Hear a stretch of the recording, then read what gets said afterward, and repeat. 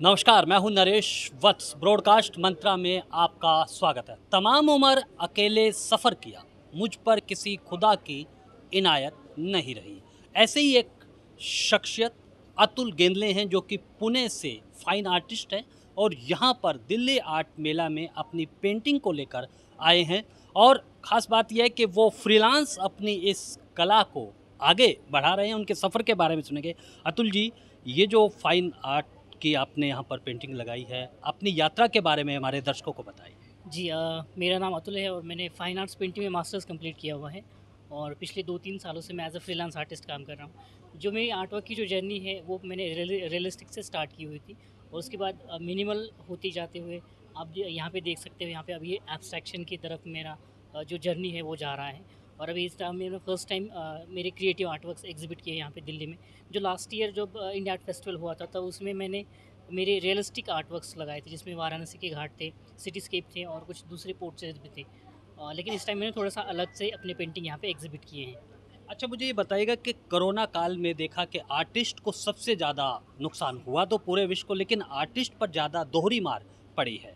आप freelance art को कर रहे हैं, क्या ग्राहक आ रहे हैं इस बदलते दौर में?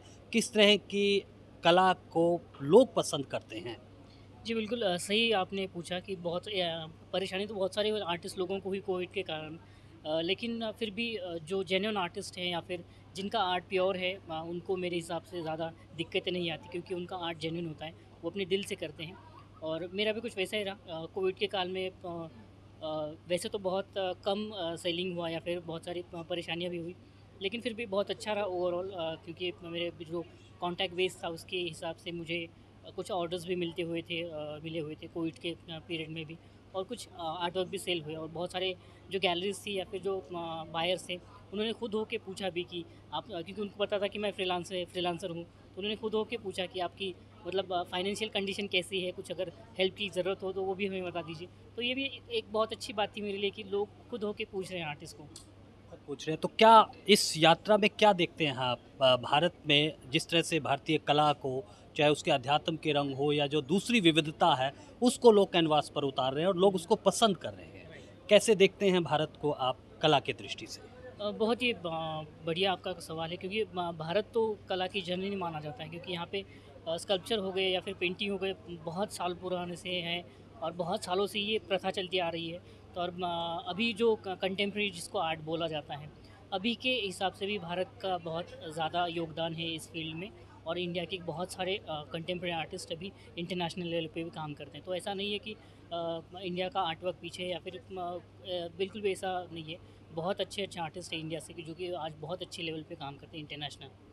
चलिए, बहुत बहुत शुक्रिया अतुल जी। तो ये थे अतुल जी, जो कि अपनी यात्रा को, कला की यात्रा को फ्रीलांस स्वतंत्र रूप से आगे बढ़ा रहे हैं। हालांकि स्वतंत्र में एक बड़ा होता है स्व और तंत्र, यानी कि जिसका अपने में स्व जो है वो स्थित हो जाए। तो अतुल जी पेंटिंग में पूरी तरह से स्थित हो गए हैं।